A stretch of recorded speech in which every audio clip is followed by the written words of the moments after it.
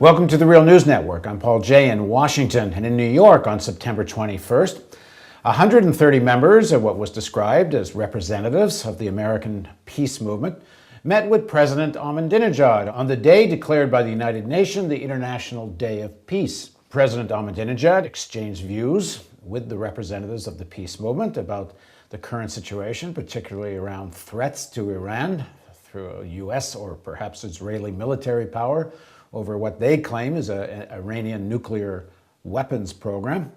In the course of the discussions with the peace representatives, President Ahmadinejad had this to say: violent capitalism is based on superiority, hegemony, and violation of rights. Apparently, he went on to say that one reason for the capitalists start wars is to fill up their pockets. They must empty their arsenals so they will build more weapons. And then earlier that day at the United Nations, he's apparently said, capitalism has come to an end. It's reached a deadlock. Its historical moment has ended, and efforts to restore it won't go very far. This all reported by Fight Back News, one of the organizations that was invited to meet with President Ahmadinejad.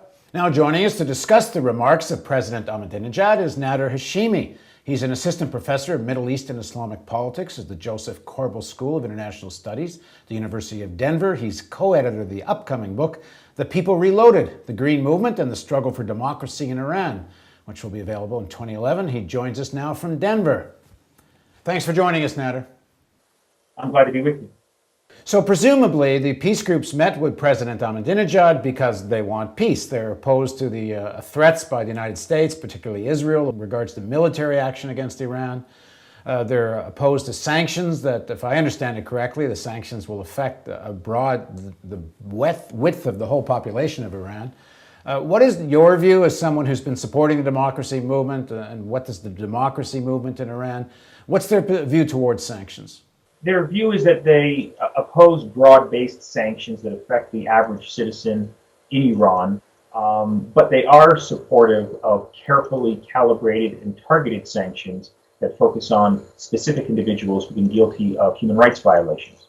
We've heard from within Israel a lot of talk about human rights violations in Iran. There was a press conference about a month ago. Erwin Kotler, who's the former Minister of Justice of Canada, was there talking about human rights violations in Iran, linking it to the weapons program, and starting to build a case for regime change and also for military action by Israel/United States, not only under the rubric of nuclear weapons, but under the rubric of human rights violations. So how does the democracy movement deal with that much of what they say winds up being used by Israel and the United States? Well, it sends a clear message to those people like Erwin Kotler, who's in favor of military action against Iran, that if he's really if he's really concerned about human rights and democracy in Iran, then he will listen to those pro-democratic forces and those leaders who strongly object to the language of force, the threats of a military attack on Iran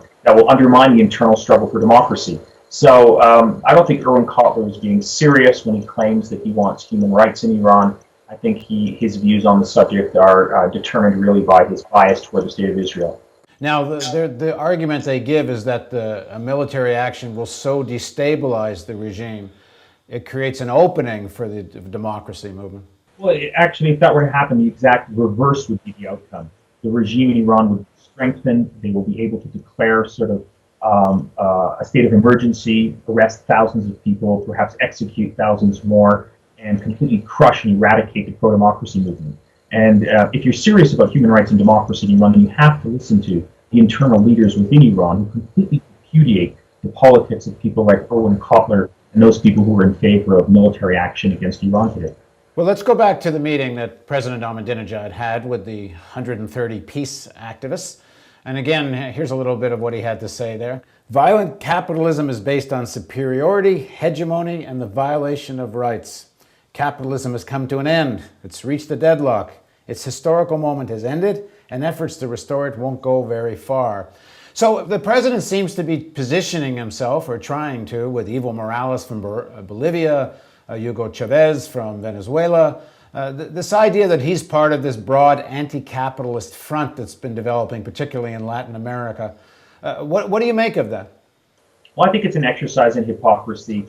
I mean, one has to understand that within authoritarian societies in the Middle East, the fundamental issue that matters for ruling elites is maintaining political power. And so they will invoke any argument, whether it's in favor of capitalism or socialism, to rally opinion, whether globally or internally, in order that these ruling elites remain in power. And so I think that's really what's going on with respect to Ahmadinejad. Some of the people suggest that the kind of struggle Ahmadinejad is having with, for example, Rafsanjani, who we know is more or less a billionaire and has investments in Western hotel chains, that fight represents a kind of fight for a state socialist sector versus the private monopoly sector, and Ahmadinejad represents this kind of populist fight for the poor.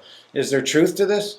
Well, that's the mythology. Let's look at what's happening right now today in terms of Iran's internal economic policies. The big debate in Iran right now is that Ahmadinejad is trying to pass through parliament legislation that will remove subsidies from basic commodities and products, things that the average poor person needs to survive. I'm talking about bread, gasoline, wheat, etc. And the reason why he's doing that is because Iran's economic house is in a mess, and he wants to reduce subsidies so that the government will have an influx of cash that it can then spend as it pleases in order to entrench its own power. So if you really think that Ahmadinejad is this sort of socialist political actor who really cares about the poor, one has to square that with his current policies of reducing subsidies on basic products. Moreover, there's a whole question of workers and unions. As I speak, one of the most famous and prestigious union leaders in Iran, Mansour Osanlu, has been put in jail, severely tortured, and there's no such thing as an independent trade union in Iran. So those people who think that Ahmadinejad is this wonderful socialist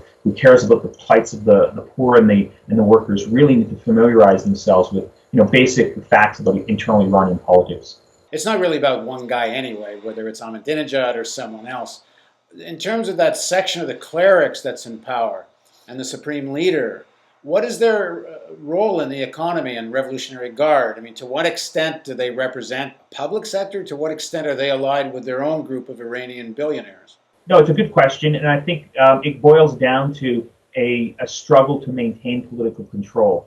The ruling elites in Iran, the ruling clerics, have basically given a huge section of the economy off to the Revolutionary Guard and has allowed them to sort of run private businesses, private economic interests without any checks and balances, so that they will feel invested in the ruling regime and not decide to switch sides to the Green Movement. And so what's really happening is there's no really deep economic sort of political philosophy or ideology at stake here, except a form of mafia-style politics, where the ruling elites have sort of divided up the economy among themselves, and they're hoping that that will maintain their control and maintain them in power over the long term.